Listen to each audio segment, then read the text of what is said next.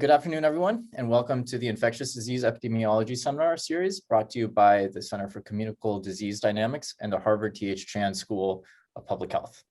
I'm Bradford, and I will be your moderator for this session. I am excited and honored to welcome Professor Cristian Koepfli as our speaker today, who is at University of Notre Dame. Dr. Cristian Koepfli obtained his PhD at the Swiss Tropical and Public Health Institute, working on Plasmodium vivax epidemiology and population genetics. He then moved to the Walter and Eliza Hall Institute in Australia as a postdoc, where he worked closely with the Papua New Guinea Institute of Medical Research on malaria epidemiology projects. After a brief stay at UC Irvine, he started his lab at the University of Notre Dame in 2018. His work focuses on the use of molecular and genomic tools to study Plasmodium falciparum and Plasmodium vivax epidemiology. He works closely with research institutions and malaria control programs in multiple African countries to support control and elimination efforts. Professor Koepfli's talk today is entitled Molecular and Genomic Surveillance to Support Malaria Control and Elimination. Thank you very much for joining us, and please take it away. Thank you very much, Bradford, for the very nice introduction. Thank you much for those who have invited me. Thank you to all of you who are attending today. I'm very excited about being able to present here. So just very brief, malaria, probably not the first time you hear about it. We speak of about close to 1.5 million, close to 500,000 deaths per year, probably 200 million cases. Not a lot of progress in control in recent years, and possibly with COVID-19 that has interrupted some control programs, even we will see an increase in cases. So very broadly, what are some of the challenges that we have here for malaria control? And I will talk about some of them. Infections remain asymptomatic, yet they may contribute to transmission. And obviously, regardless how good your health system is, if people don't feel that they need to see a doctor or a place where they can get diagnosed, you will not find these infections unless you have active programs to go out to search for them. We have limited sensitivity of field deployable diagnostics, which is either microscopy or rapid diagnostic tests. I have to say, for clinical infections, which are usually higher density, these rapid tests tend to become pretty good. So we detect a lot of these infections, but which we think of these subclinical or asymptomatic infections, this is still a challenge.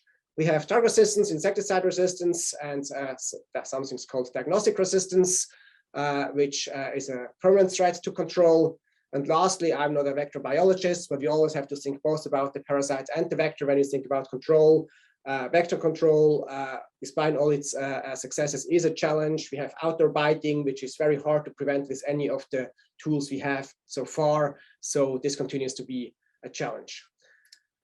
What our lab here at Notre Dame works at is kind of broadly, I can group it into 3 fields. On the one hand, it's diagnosis, which really means that we do field testing of novel tools. Some of this is in collaboration with companies that develop new tests, and we take them to the field in different populations and see how good they are.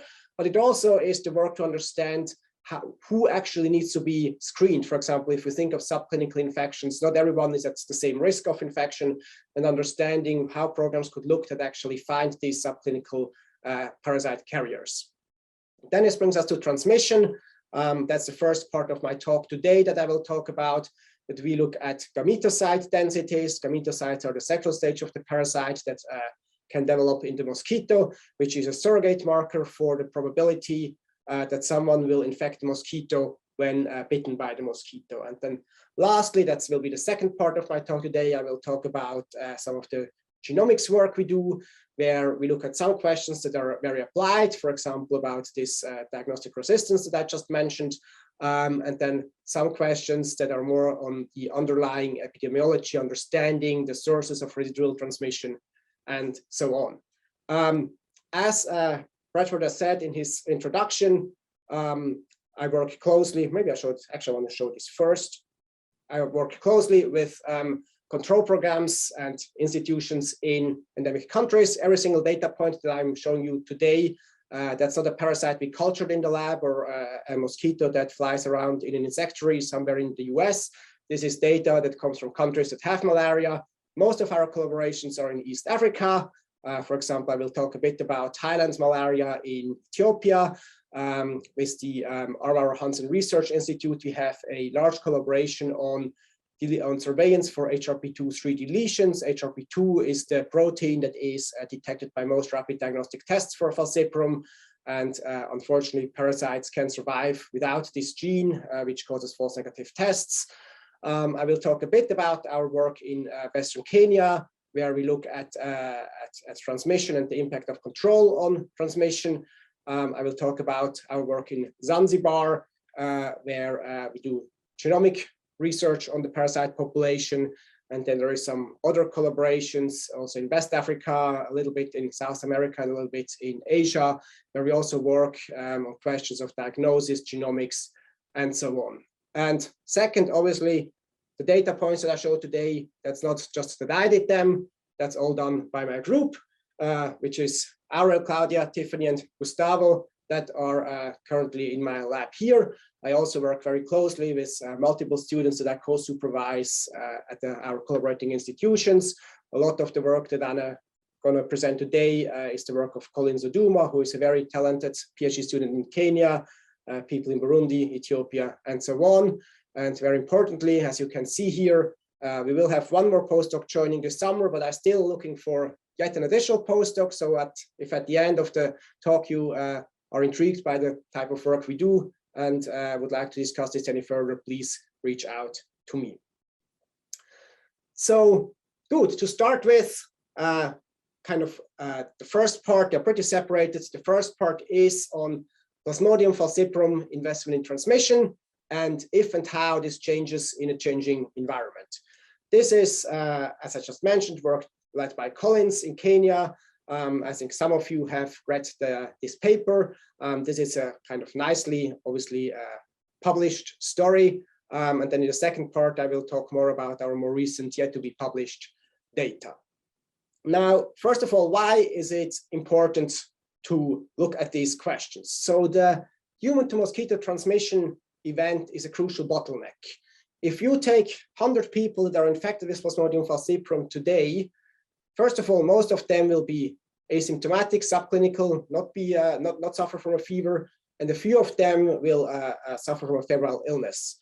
And then among all these 100 people, a very large majority will have very low density infections or no or very few gametocytes, which means if, at least for today, they don't contribute to transmission. If they're bitten by a mosquito, they will not pass the parasite from them to the mosquito. And it's actually a very small proportion of these 100 people that are infected that would be able to infect some mosquitoes or all mosquitoes that bite them today.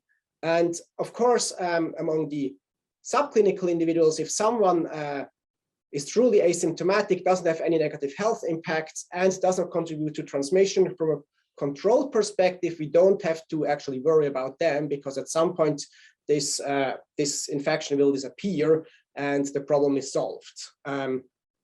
Obviously, parasite and gametocyte densities change over time, so we still have to worry about them unless we know for sure that they will never transmit in the future, which is a complex question by itself. So there is really this bottleneck for the parasite to make it from the human host into the mosquito. There is a second bottleneck when it goes from the mosquito into the human, but probably from a control perspective, this is less crucial, because if you see a malaria vector, you just smash it and kill it. You don't worry whether this could actually infect someone. There is increasing evidence that the gametocyte density, the investment in transmission, can be adjusted by the parasite based on external factors.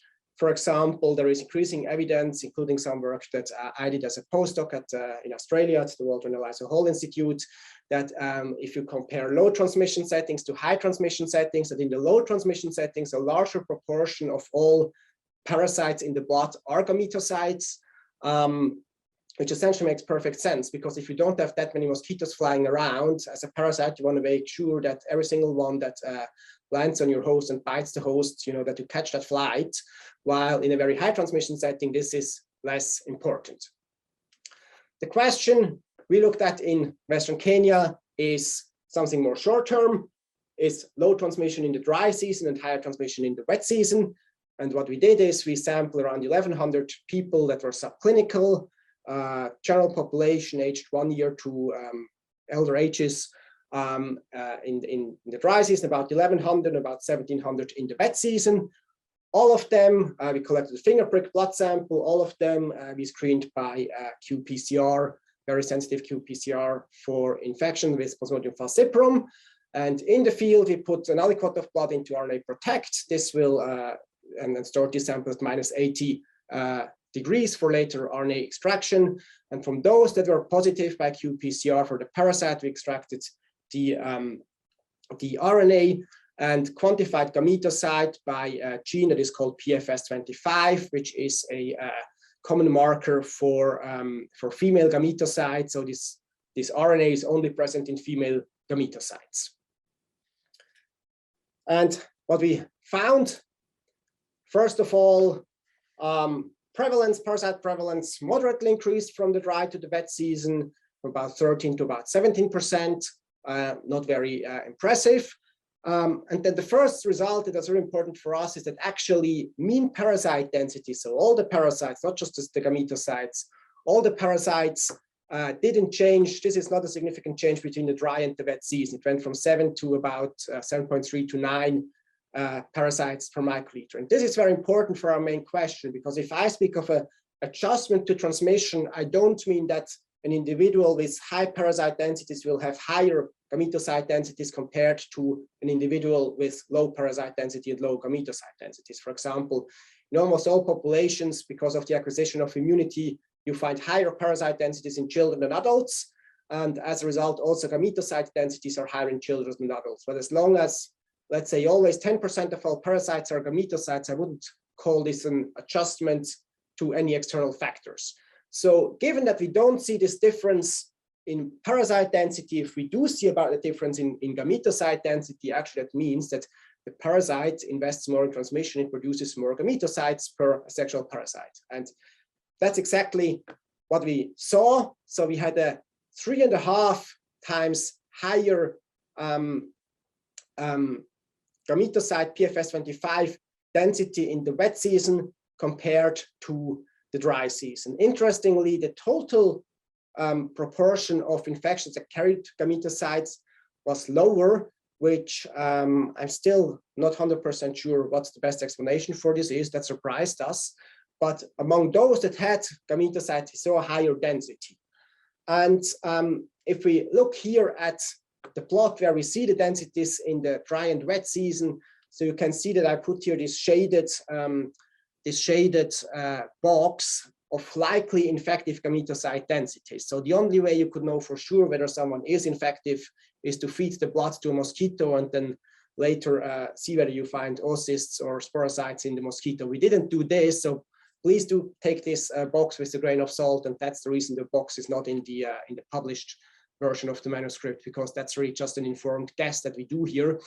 But kind of regardless of where we exactly put this box, I think it's quite evident that we have a much larger number of individuals that would infect mosquitoes if bitten in the wet season compared to the dry season. And this really tells us that for whatever reasons and however it does it, the parasite knows that there are more mosquitoes flying around, that it's the wet season, and invests more into gametocytes. Overall, coming back to my comment before that very few people would ever infect mosquitoes, we can see it was 4% in the dry and 8% in the wet season. So as said, if we take 100 people that are infected today, the large proportion will not infect mosquitoes today. And from a control perspective, really the question is, can we identify those that would infect mosquitoes and maybe treat them or screen and treat them and do something? Of course, this question also links to our work on diagnostics. This is the same data as before, except now it's stratified by parasite density. Now, every single tool for diagnosis that we have doesn't diagnose gametocytes, but any parasite, whether that's a rapid diagnostic test, whether that's microscopy, whether that's a molecular tool. And essentially, we have those people that have high gametocyte densities, but if you were to do population screening with, for example, a rapid diagnostic test, we could detect them. And then, of course, the big problem, the first problem is this intervention is currently not in place in Kenya or many other places. But if it was to put into place, and the second problem is those that could infect mosquitoes, but still we couldn't detect the parasites with our diagnostic testing. And obviously, when I talk about testing new tools for diagnosis, essentially our aim is that this red line here in the middle, we can push this to the left, that at the end we might not find all the infections, but we want to find all the infections that could be transmitted to the mosquito. So kind of a summary of this part one. So we had threefold higher gametocyte densities in the wet season and approximately twofold higher proportion of infections that would be able to infect mosquitoes. And as I just said, the asexual densities didn't change, which essentially means it is more difficult to find these gametocyte carriers, those that are likely infective in the wet season. The triggers for this are completely unknown. Is it an internal clock that somehow remember that the parasite lives inside the human host at a very constant temperature, doesn't know whether it's rainy or dry season, but is it an internal clock? Could it be a response to vector abundance? There is some evidence that parasites do sense bites of mosquitoes, even if these mosquitoes are not infected. And the outlook for this work is something where we want to exactly address this. Again, this is a study that is led by Collins in Kenya with collaborators, Eric Ojomo, the local PI, and then John Nicole and Fang here at Notre Dame. Our study is nested in a very large study of spatial repellents, which is a new intervention for malaria vector control. It's a massively big cluster randomized trial with 60 clusters. We collect samples, 3,000 samples each across 3 time points, so 9,000 samples in total in 20 clusters, 10 intervention and 10 control clusters. And then we do exactly the same as what I described before. We screen for falciparum, and if positive, we quantify gametocytes. We have the baseline sampling done for the qPCR, not the gametocyte PCR. We have between 26 and 70% infection prevalence within these clusters. And the question is, given that we see a vector control intervention, that it is a vector control intervention, and we assume that in the intervention clusters there will be less mosquito bites, does this somehow influence the gametocyte densities in these individuals that are infected? This data, the baseline sampling was last July. Now this July we do around 2, and then July 2023 we do around 3. So probably at some point in early 2024 I will be able to answer these questions. But I think it is a wonderful study and a wonderful model to look at the interaction between vector density, because in the same clusters there is data on vector density and composition collected, and investment in transmission. And with this, I like to move to the second part of my talk, where I talk about our genomics work. Here we have, this is yet to be published. Hopefully some work will come out soon. The first study I'm going to talk about is falciparum genomic surveillance in Zanzibar, which is an archipelago of 2 main islands off the coast of Tanzania. On the islands itself, malaria transmission is much lower than in the mainland, and the Zanzibar archipelago is targeted for elimination, while it will take a bit longer on the mainland. And some of the questions we hope to understand better through our genomics work here is the role of imported infections versus locally acquired infections. So essentially, if we see a patient on these islands, can we, through genotyping, say whether this was someone who imported the infection from the mainland or acquired it locally? We would like to see gene flow between the 2 main islands, and also look, for example, at diversity and population structure as markers for transmission intensity.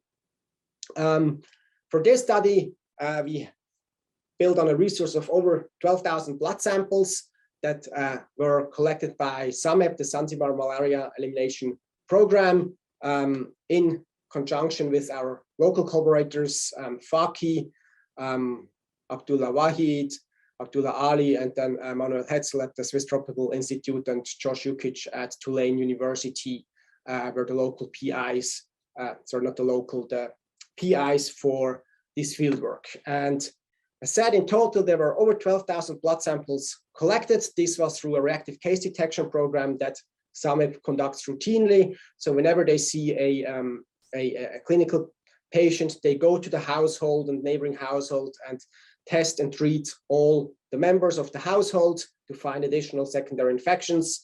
And for this study, they also collected a blood spot on filter paper. But 500 were positive by PCR. And when we started the genomics work, we had a few challenges to solve. Many of these infections were very low density because most of these were not the index cases, were the secondary infections that were subclinical. There was a small volume of blood collected. If you give me the choice, I will always prefer a whole blood EDTA tube than a dried blood spot on filter paper because we have much more material and it's much easier to extract the DNA.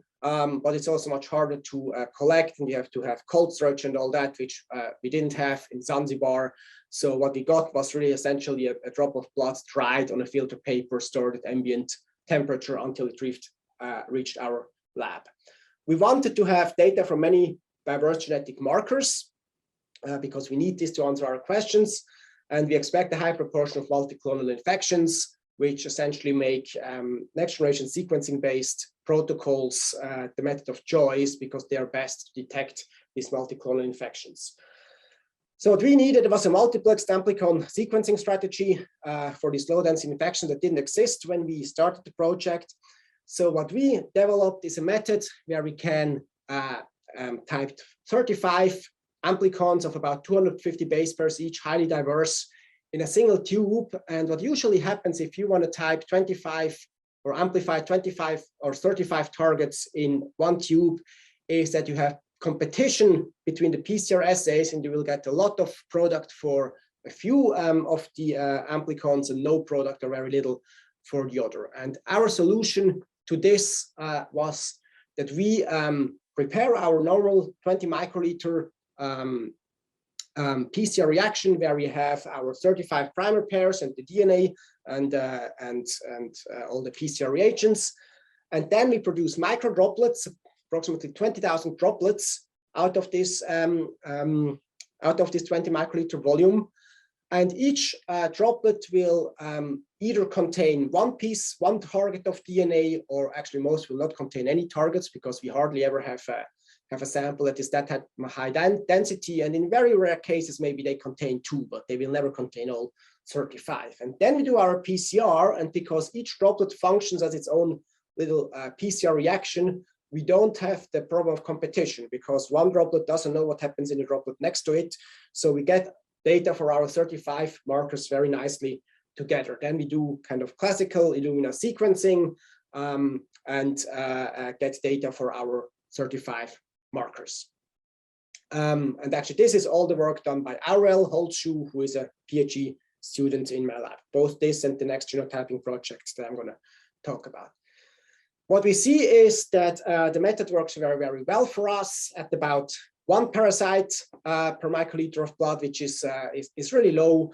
We already start to get data for most of our markers, and then somewhere in the range to 5 to 10 parasites per microliter of blood.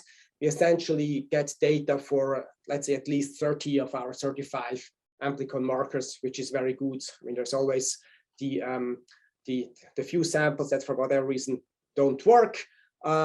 But certainly we are very, very pleased with this sensitivity that, roughly starting at 1 to 5 parasites per microliter, really start to get data for most of the amplicons.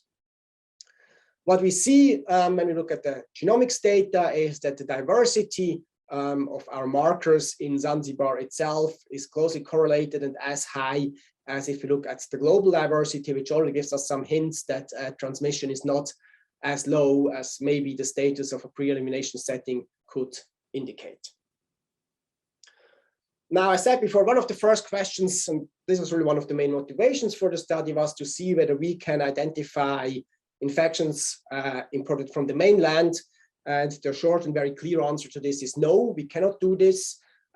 Here we see the data as a PCA structured by where people have traveled inside Zanzibar, and the most important ones are those here in kind of light purple that's traveled outside of Zanzibar. So this is based on self-reported travel history. And we can see that, we have a few up here, but together with people that didn't travel, and then a few up here in the middle. So we cannot use our genotyping methods to distinguish locally acquired infections from those at the mainland at this point.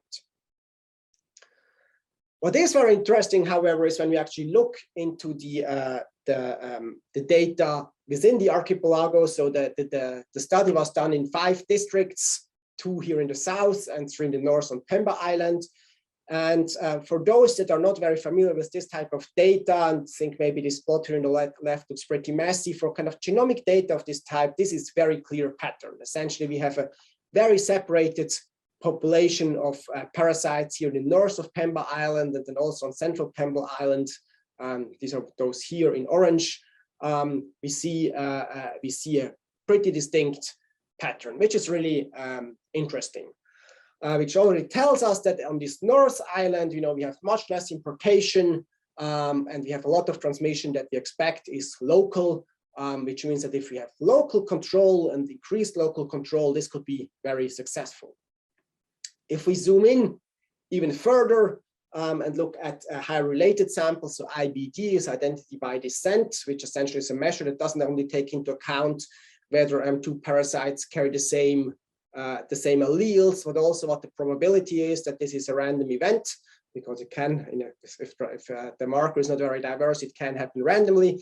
So IBD is a very common marker to look at such patterns. What we see, again, remember red and orange is the northern Pemba Island. We start to see these networks where really a lot of infections are very, very close related. They might be clonal or near clonal.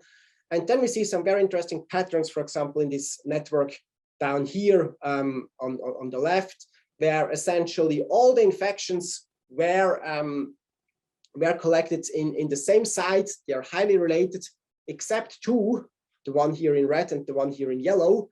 Now, however, both of these people report travel. Both of these people report travel at the same time, and guess where they traveled? They traveled to Chake, where all the other infections of this cluster originate from. So this is really a very nice example to show that we can match our genotyping data with the travel data that we have. And while it might not work to identify infections imported from the mainland, when we look more closely at local transmission, we see very interesting patterns. Something else of interest is that we do see infections that persist across 2 years on Pemba Island. Again, if you had a lot of importation of different parasites, that's not something you would expect. So again, this is a sign that we have local transmission, and on this island, and importation is less important, and we should target local transmission. Finally, the last story closely related to this is very recent data that we just sequenced. And we used our same genotyping protocol, our droplet-based, highly multiplexed falciparum genotyping protocol in another study site in the Ethiopian highlands, which obviously to some degree is very different from Zanzibar. It's not an island, it's the highland. Above 2,000 meters, and if you travel there most of the year, it's really very dry, not very hot. So it's not, if you imagine a typical malaria transmission site, it's not, you don't think of this site. And of interest, until about 3 years ago, by the Ethiopian Ministry of Health and the Ethiopian National Malaria Control Program, actually the site was considered to be malaria-free, with all the infections that were diagnosed being imported from the lowlands, because you travel 1-2 hours by car and you go from 2,000 meters to 500 or 1,000 meters where you have the typical malaria transmission sites. So already before we did any genotyping and we started to look at the data, and also together with the control program, it became clear that this can't be, because there's simply too many people that get diagnosed with malaria that haven't traveled, and maybe a few forget, but not that many. And the site is also interesting because essentially we have quite pronounced seasonality, with the wet season starting about October until late December, January. with most cases, and then comes the dry season with much less cases. And at the same time, when the wet season starts, we have a lot of influx from people from the lowlands because they work on farms. They go and in the lowlands for a couple of months, and then they come back in the wet season to the highlands. And our main question that we really like to understand is, these patterns in transmission that we see, is this mostly the season? Is it that people that come from the lowlands import parasites that then spread, and so on? And to this aim, we have collected samples over a 10-year period, sorry, a 10-month period in one health center in Gondar, there in the highlands. And just one last comment before we come to the genomics data. In this health center, in the wet season, you can have a test positivity rate of 40%. So 40% of all people that come for diagnosis in the health center get diagnosed with either falciparum or vivax malaria.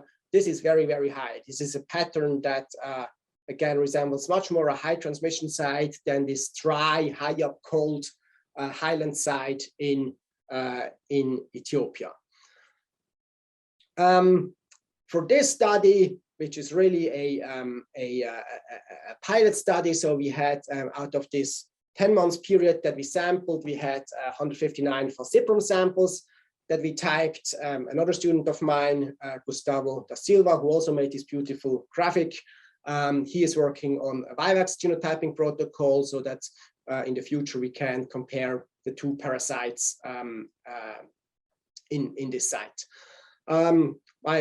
This work, of course, was also with local collaborators. Wasensigat Lema and Yalem Working Netu are the local PIs of this study, and Lise, who is now at FIND in Geneva, did a lot of the field work for the study.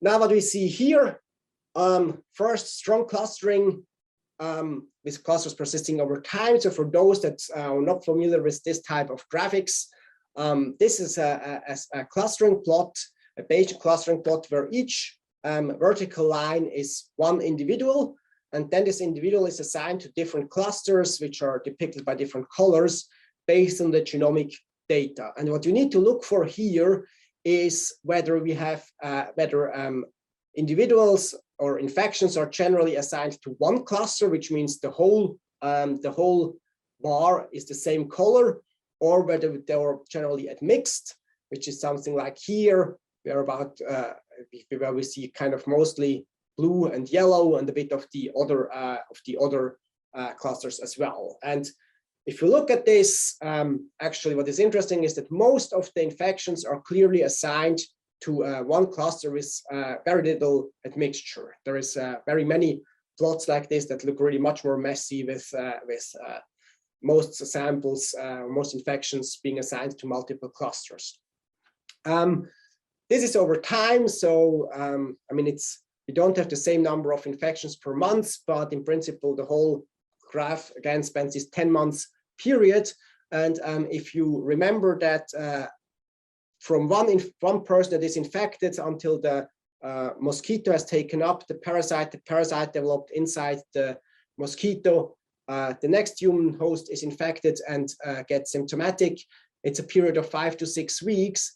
You sometimes feel that you almost see like, that the same infection, maybe, this red one comes up again and again, transmitted to the next, and so on. If we look at the PCAs again that we saw before for Zanzibar, we had about a dozen of these 159 infections did report travel to the lowland. For a reason that is weird, half of them failed in genotyping. I think it's just a coincidence. But at the end, we only have actually 6 travelers included in this plot, which is a bit less than what you would have hoped for. But as in Zanzibar, you can see that they certainly don't cluster somewhat separately to the highland population. So we see kind of the same population in these people travel to multiple sites in the lowland and in the highland. And also, if we compare the wet and the dry season, we see that there is not a distinction between the seasons, which is exactly what we saw before in the Bayesian clustering plot. If we look at IBD, again, at these transmission networks, we see a lot of connectivity. So if we look at the highly related samples, which have an IBD of over 90%, we see that probably about half of them or so are connected to other infections. And if we look at an IBD of 25%, which would mean half siblings, so these people share in parasites share 25% of the genome, which is the same as half siblings. We see that pretty much everything is connected to each other. And I think this is most interestingly if we compare this to the Zanzibar data from before. So actually, first of all, I didn't mention this yet, the genetic diversity in the Ethiopian highlands is quite a bit lower than it was in Zanzibar. I said in Zanzibar, it's kind of on par with the global diversity for these markers. In Ethiopia, you can see it's mostly really below this line. And again, that's a measure that actually takes a pretty strong decrease in transmission intensity to see this. So the expected heterozygosity is not something that changes very quickly when transmission changes. And then if we compare again the IBD networks, for example, maybe the one at 90%, which is the most interesting. Early in Zanzibar, we saw a few of those networks with high related parasites, but a lot of parasites kind of are completely unrelated to the others. Well, not completely, but not related at an IBD level of 0.9 to the others, while it looks very different in the Ethiopian highlands. Just to remember everyone again, of course, there were different study designs. In Zanzibar, we both had clinical, the index cases, and subclinical infections. We had the full archipelago. But on the other hand, we had household-based sampling. So we have many infections are from people in the same household. We would expect to be closely related. While in the Ethiopian highlands, this is really a pilot study where we have only clinical infections from one health center. We do work on studies to look at subclinical infections, the prevalence, and then later the genomic composition. We also want to expand to other households. But to sum this part, the genomic surveillance part up, so the conclusions are, first of all, both Zanzibar and Ethiopian highlands are elimination settings targeted for elimination actually very soon. But we do see clear differences in the genomic patterns. And I really think this is an example where genomic surveillance can inform control. And essentially, it will be interesting to see whether, for example, in Zanzibar, if control is identified, we start to see more patterns as we see right now in the Ethiopian highlands. The ability to identify imported infections imported from across the country or the mainland to Zanzibar is limited. And this is a finding that we share with other studies that looked at the same. It's not as simple as if you have that you just genotype an infection, you will know where it comes from. And that really has to do with the fact that, you need time for genetic drift to happen, so that, let's say, between a highland and the lowland population, they really become genetically distinct. And as long as we have a lot of travelers that go back and forth and carry infections, this will simply not happen. But we do see pronounced small-scale structure. We know for Zanzibar, where we have all the data on where these people live. We know that really most of these networks kind of span one village. In the Ethiopian highlands, we don't have data right now from where these closely related individuals come from. This is work to be done in the next step. But given that we see this close relatedness amongst parasites, we do expect, or I would be very optimistic that we do see, once we start to really look at subclinical infections and different villages and look at GPS data, that we do see spatial patterns. And coming back to Zanzibar, so you remember these North Islands had a very distinct isolated parasite population with little importation.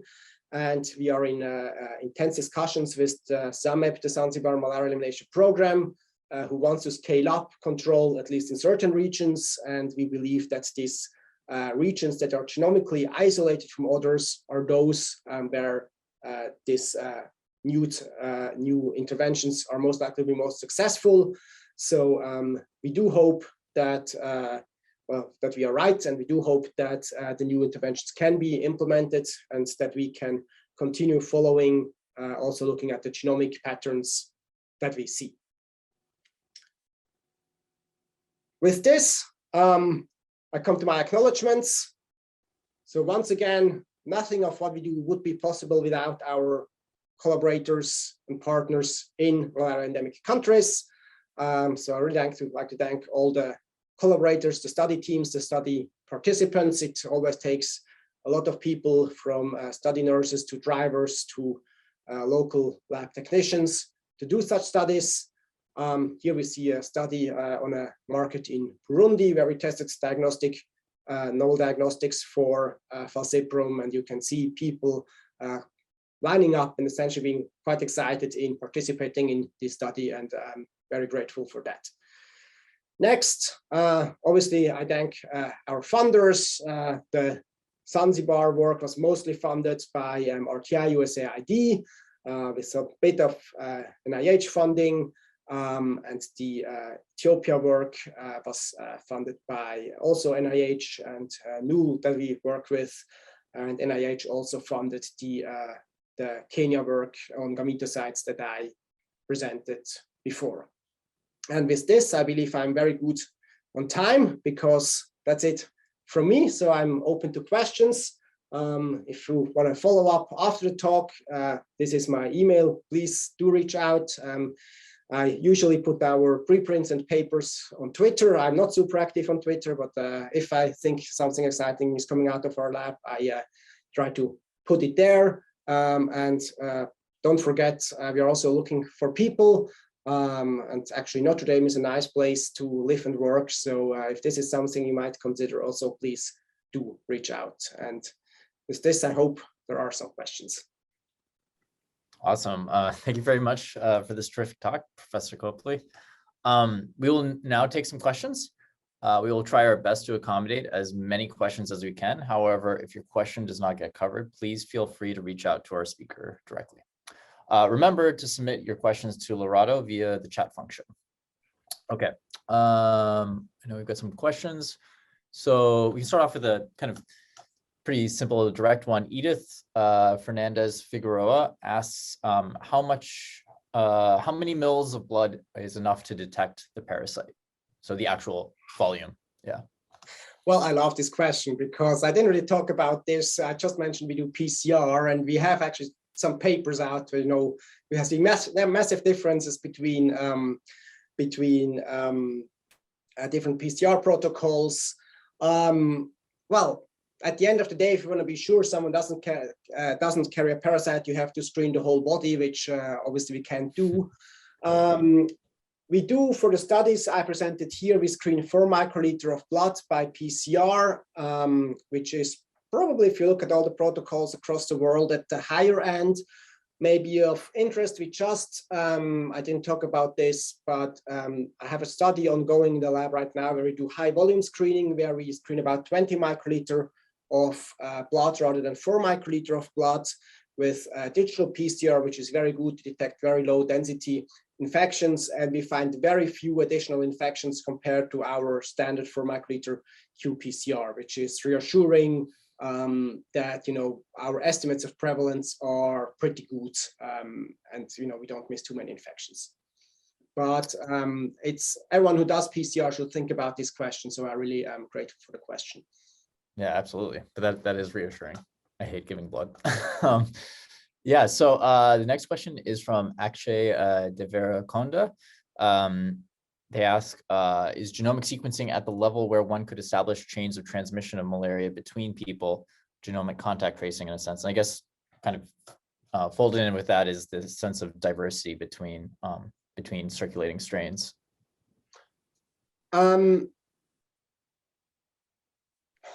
Yes and no. So, I mean, if you compare it to COVID-19, where pretty much almost every individual carries a slightly different version of the virus, we have much less diversity. But the parasite itself is very diverse. So if you just go to a population, sample 20 people and sequence them, you will find at least 19 different parasites. There are some exceptions where really saw outbreaks in populations that were completely malaria-free before, and then sequencing revealed it's really all the same parasite, which was also interesting because it really told us every single person that had malaria in this town was part of this outbreak, and there was only one introduction. I think if your question also relates to the fact that we should do this for malaria control, but it will change anything on the ground if we could do it, sequence every single parasite. I would certainly I see this in our lab on something that is really more on the basic research, understanding of epidemiology part. I don't see this moving to the bedside, to the local health center anytime in the future. It wouldn't change your treatment if you knew you were infected with an imported parasite versus a local parasite. So it would, I think, if it ever happens, it's not going to happen soon. That we really, have this at the patient level. Gotcha, that makes sense. Dan Nevsky asks, I guess he has two questions. First off, great talk, Cristian. How prevalent were polyclonal infections in Zanzibar? And can you comment on whether ddPCR gives you greater sensitivity, confidence for detecting low frequency clones within samples? And then I'll ask the second question after. Okay.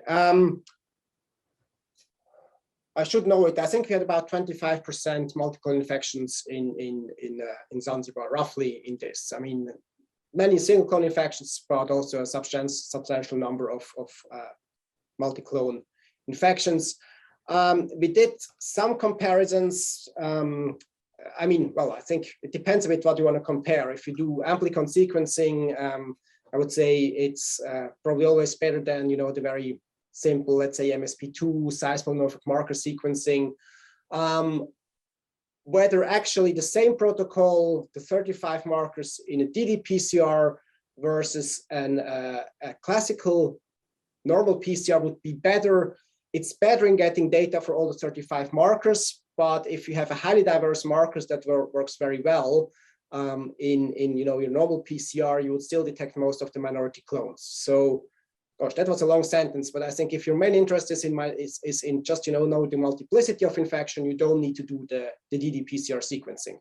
If you want to have data across the 35 markers, then it's highly useful. Gotcha. And then the second question, actually, I don't think was from Dan. I believe it's from Bronwyn McGinnis. So different question. Can you elaborate on the evidence for the inference that countrywide patterns can't be resolved with genomic data?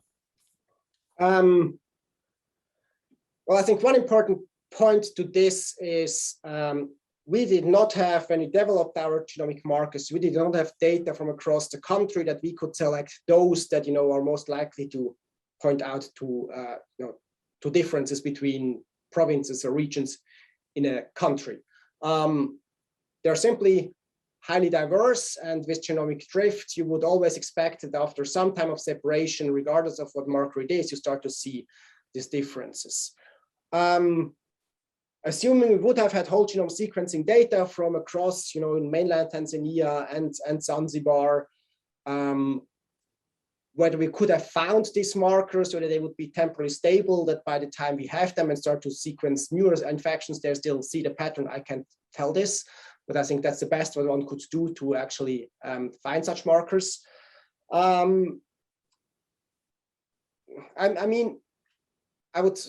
don't have any numbers, but we're certainly not the only study where we don't see these clear patterns between, imported infections or not. On the other hand, I did, for example, some time ago, I did a Vivax study where we did microsatellite data typing, and we saw very strong patterns across provinces. So in this case, it would be completely possible.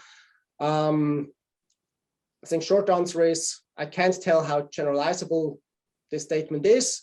With our data set and our types of markers, we can't find these important infections. You're not the only ones that struggle, but there's of course also some studies where it worked well, which is a combination of the genotyping methods and the underlying population structure. I mean, if you have completely separate populations, then it will always be much easier, regardless of the type of marker that you use. Right. David McGregor is very excited and champing at the bit. He says, fascinating talk. When is the projected date of publication for the Zanzibar study? So a lot of excitement. Well, no pressure, you know.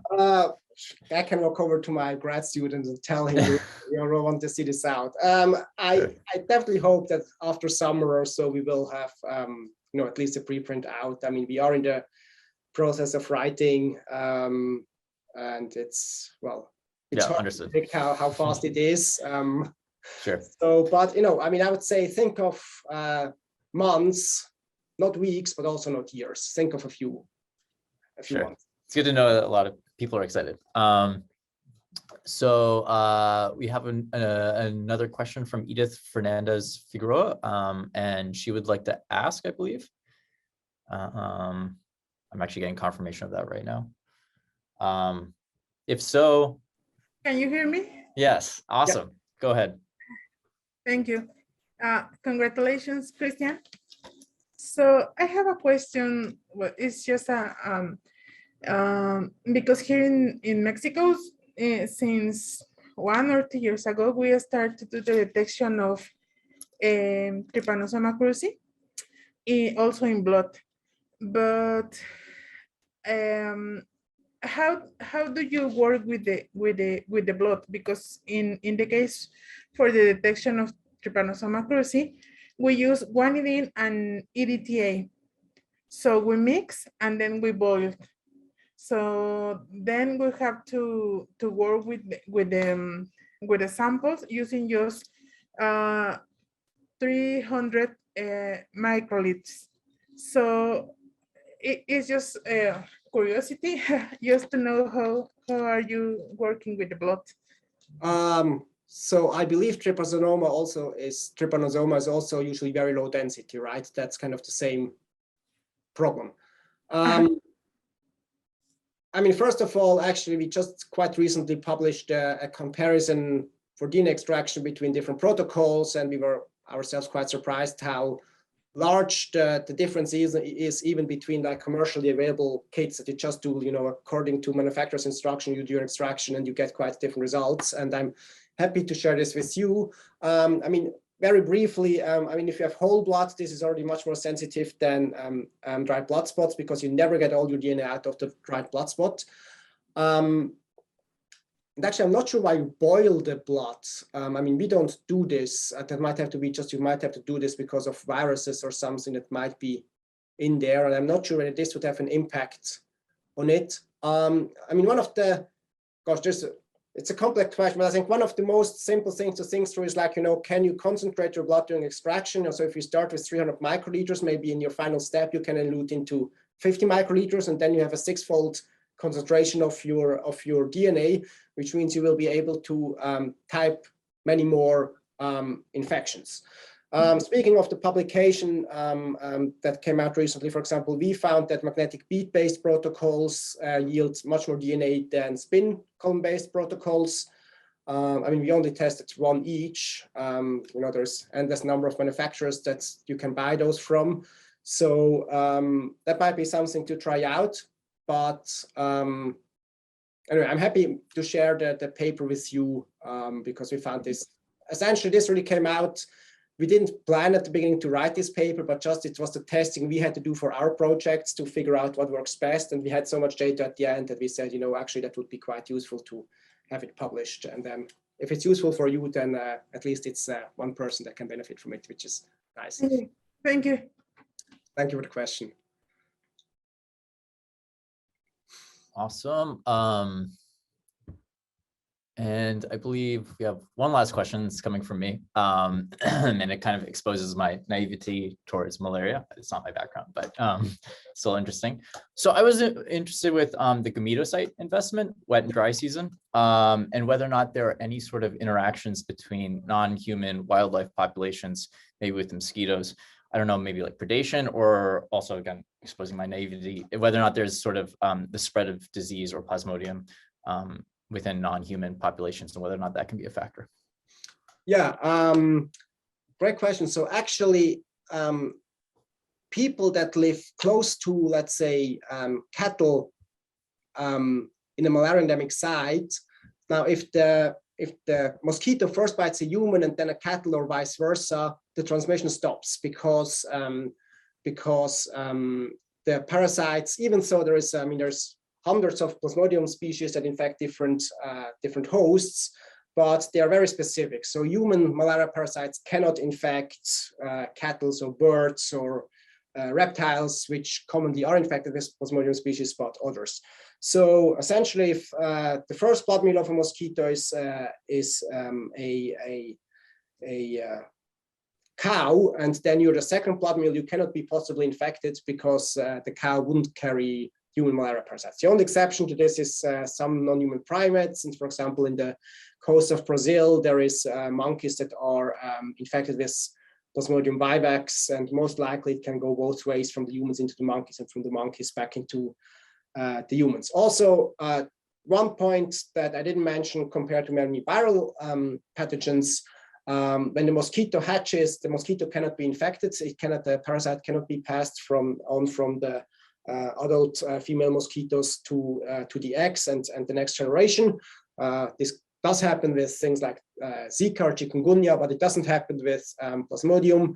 So really the mosquito needs to take a blood meal of someone who does carry the parasite, and then about 10 days, 2 weeks later, a second blood meal, and then infects the next host. So probably you still don't want to live too close to your animals because they attract mosquitoes, but right. if the mosquitoes also bite the animals, this can break the transmission cycle. Gotcha. Thank you. Very educational for me. Awesome. So we are at the top of the hour, and I think we've addressed most of the questions, which is great. So on behalf of the Center for Communicable Disease Dynamics and the Harvard T.H. Chan School of Public Health, let's thank Professor Koepfli again for joining us today and for a fantastic talk and discussion. Please do get in touch with any of the seminar organizers if you have questions for us or for our speaker. And also check out the CCDD website to stay up to date on upcoming seminars and other events. Next week's seminar will be given by Professor Elodie Guerin from the NIH, and she'll be talking about airway microbial interactions in respiratory infections. Thank you again for joining us, and have a good rest of your afternoon. Thank you. Thank you all. Also from my side, have a great afternoon.